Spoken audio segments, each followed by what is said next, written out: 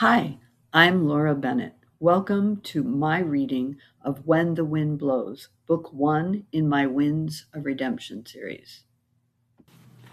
Chapter 3.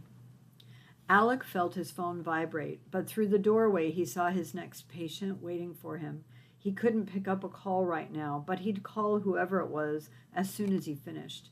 If it was Jessica, she'd understand that he was busy with a patient. Hi there, Mrs. Kearney. How's that knee doing today? The middle-aged woman with short, wind-blown graying hair smiled. Well, it's getting there. Still pretty sore, but I think it's improving. I almost didn't come in today because of the rain. It looks like the hurricane is headed our way. It's pretty wet out there. Are you ready for this storm? She limped behind Alec. He was glad she'd been off crutches for a week now. This weather would have been hard to navigate with them. I'm pretty prepared. We have food, water, candles, plenty of batteries, as well as a few solar chargers. How about you?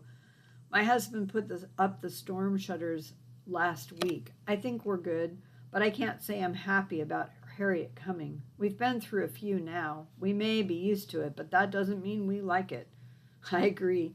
Let's take a look at that knee and get you out of here so you can get home safely. I see it's been just over 6 weeks since the accident. How's your pain level? Not too bad, about a 4. Depends on how I move it. There are a lot of things I still can't do, but I'm trying to be patient. Have you been doing your exercises at home? Alec asked as he read through the list on his chart. Yes, every day, and icing and heating as you instructed. Good for you. Let's get you warmed up with some easy pedaling. Go slow. The timer is set for 5 minutes. I'll be back. Alec ducked into an office area and checked his phone. Jessica had called him again. Certain she was safe, he texted a quick message to her that he was with a patient and should be home in the afternoon. Then he went to set up the equipment he needed for Mrs. Kearney and arrived back at her side as the timer went off. Alec's text popped up. Thank goodness. At least he'd responded so Jessica knew he was working. She could wait to go get him if he needed her to. She turned up the volume to hear the latest on the weather. Nothing new in the past hour. Now it was a matter of wait and see. Hopefully she could keep focused on her work and not let fear take charge. Work would keep her distracted. She'd only been at it for about 15 minutes when their doorbell rang. Strange. She wasn't expecting anyone. Days were pretty quiet around the building. Peeking out the peephole, she saw an elderly man who looked vaguely familiar. He seemed harmless enough, with a look of concern etching his face. Jessica pushed open the door a few inches, but the wind nearly snatched it from her hand. No wonder doors in Florida opened out instead of inwardly. Can I help you? She asked, keeping a tight hold on the door handle. I hope so, young lady. I live 2 doors down. Name's Ralph Manning. I don't think we've formally met, but I believe I've seen you around. I wondered if my wife, Edith, came by here today. She went out to walk our dog about an hour ago, but hasn't returned. Sometimes she stops by to introduce herself to one of our neighbors, so I don't usually worry. But with the storm brewing, I'm a little concerned for her safety. I'm sorry, Mr. Manning, she hasn't been here. Jessica tipped her head to one side. Is your wife the lovely white-haired lady with the small, fluffy, grayish dog about the size of a large toaster? Ralph grinned and nodded. Yes, that's her. Have you seen her this morning? His hopeful expression twisted her stomach. No, I'm sorry. I wish I had. Could she be down by the pool, or maybe she ventured over to the beach? He dropped his head and gave it a shake. She may be downstairs, but she wouldn't have gone across to the beach. As much as she loves our walks there, I doubt she'd venture that far in this storm. I'll try downstairs. Thank you for your help. I'm sorry to have bothered you. No bother at all, Mr. Manning. Would you like some help looking? I'm happy to go down with you. Truthfully, I could use a break. Hesitating, he held up his hand. No, thank you very much. I'm sure it's nothing. I'm being an old worrywart. When it comes to Edith, I don't want to think about something bad happening to her. I'll be fine. She's probably riding up in the elevator now and will call me an old fool for being so concerned. You know, when you get to be our age, you never know when the end is coming. You start counting each year or even each day as a blessing. I'd like to think the 2 of us have a few more left together. You know, Mr. Manning, please call me Ralph. Mr. Manning sounds so formal. and old. The twinkle in his otherwise worried eyes brought a quirk to her mouth.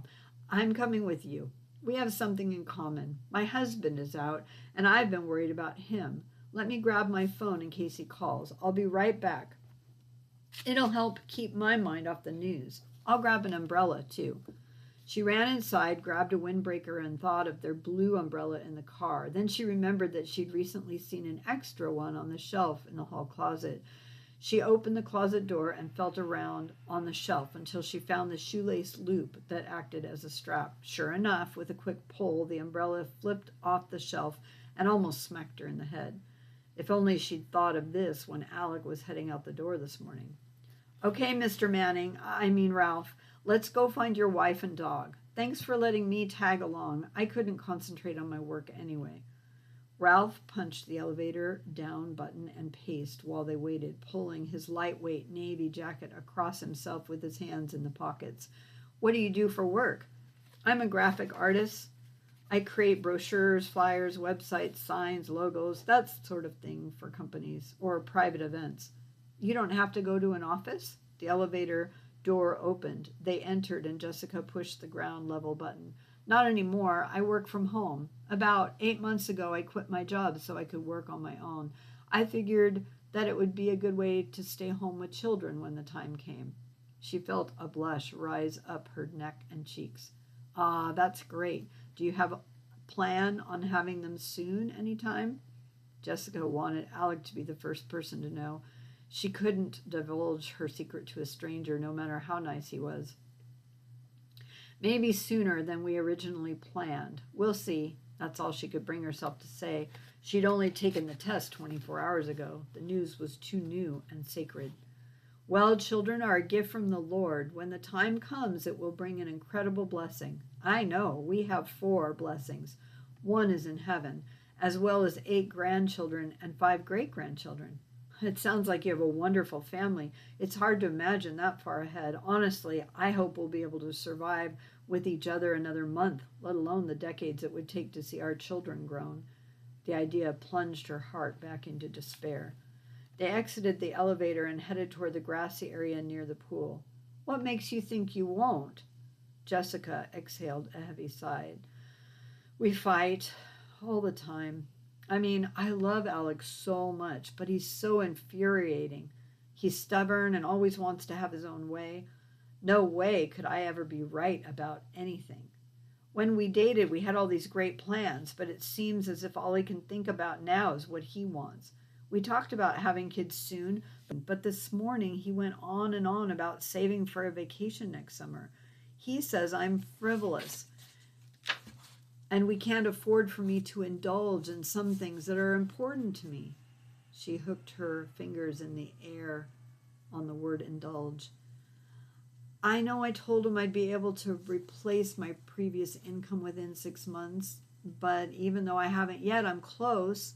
The contract I have now could set me up really well for the future. He works hard and I appreciate that, but he also spends a lot of time out riding his bike or with his friends.